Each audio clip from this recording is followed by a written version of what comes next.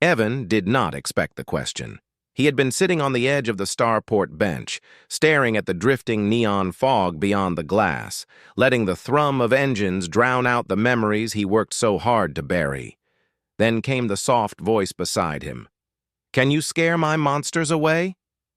He turned. A girl of perhaps 10 years stood there, clutching a thin metallic tablet to her chest.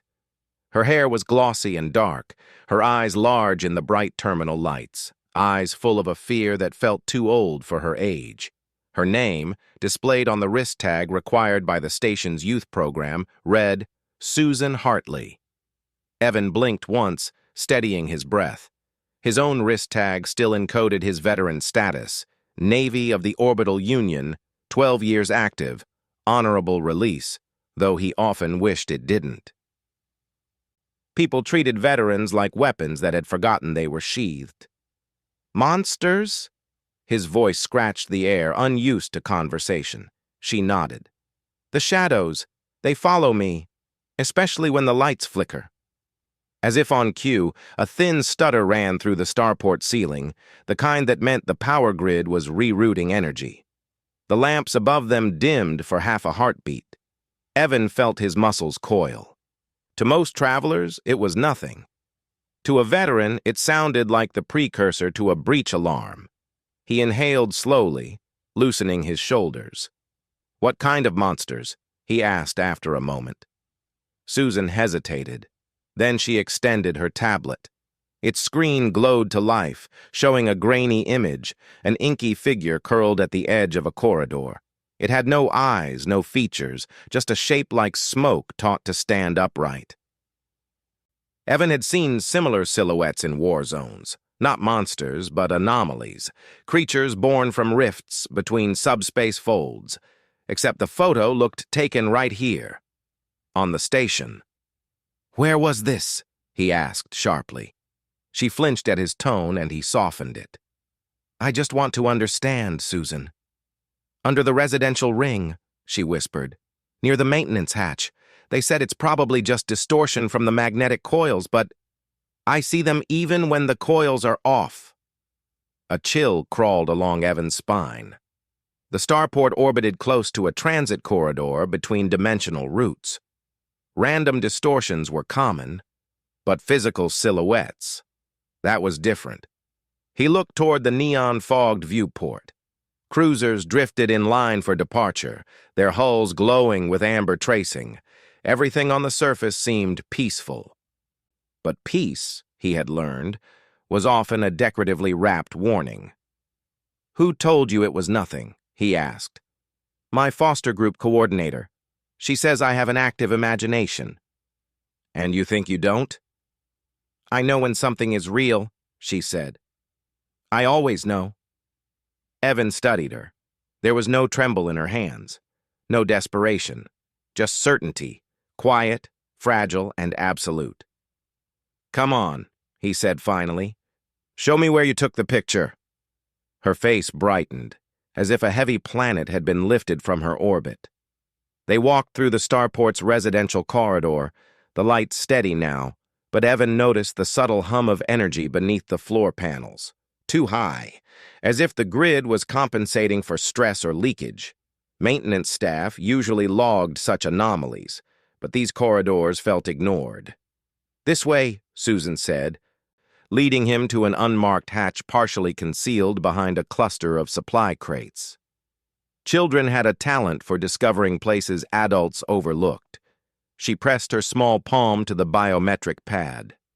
The hatch clicked open. "How did you get access?" Evan asked, suspicious. "The pad's broken." She pushed it with ease. The hatch slid aside, revealing a narrow passage lit by strips of pale blue luminescence. Cold air seeped out, brushing Evan's skin with the familiar bite of pressurized maintenance tunnels. He entered first. The corridor curved downward. Panels hummed softly, vibrating under the stress of stabilizers. At intervals, tiny sparks flickered behind transparent covers, too frequent to be normal. "Where did you see it?" he asked. "Just around that bend." "Stay behind me." They approached the bend. Evan's heart thudded. not with fear, but with an instinct honed in battle, the readiness to confront what others declared impossible. He slowed. The lights dimmed. A soft whisper threaded the corridor, the sound of something brushing metal. Susan's fingers gripped his sleeve.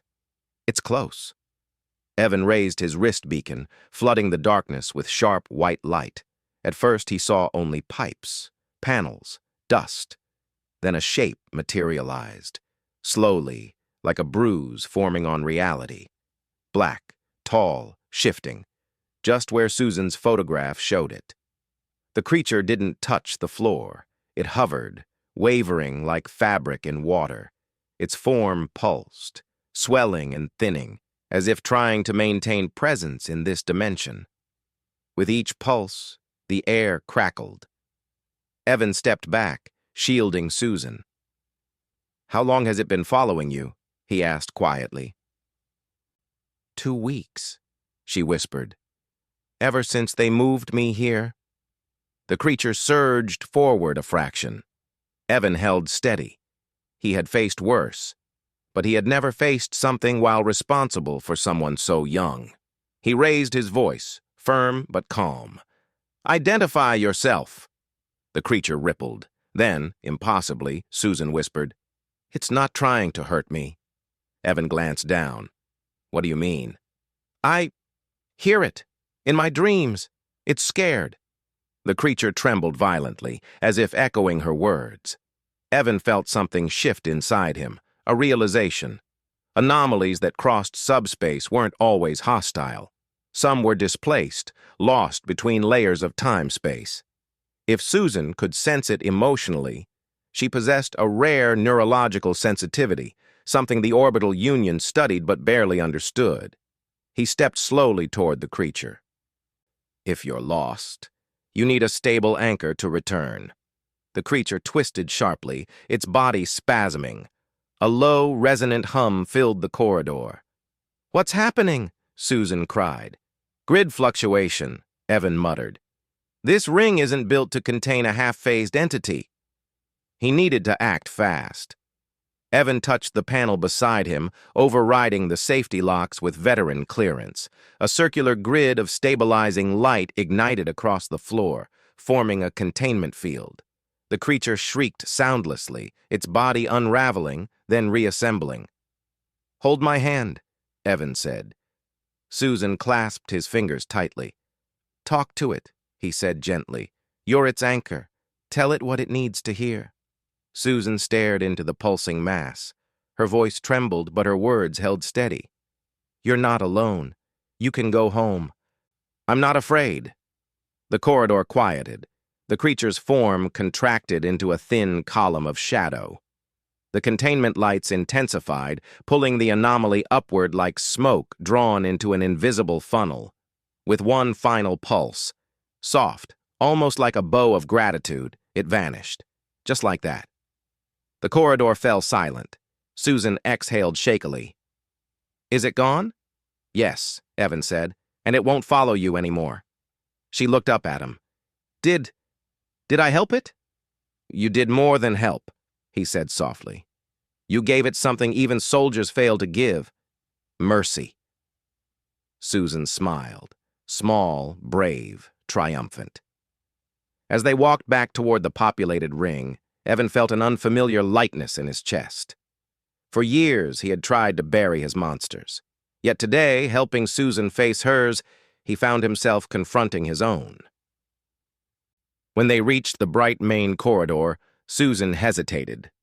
"Evan, if someday I get scared again, can I ask you to scare the monsters away?" He knelt to meet her eyes. "You won't need me," he said. "You're stronger than you think." "But will you still be here?"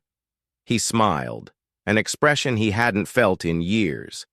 "Yes, as long as you need."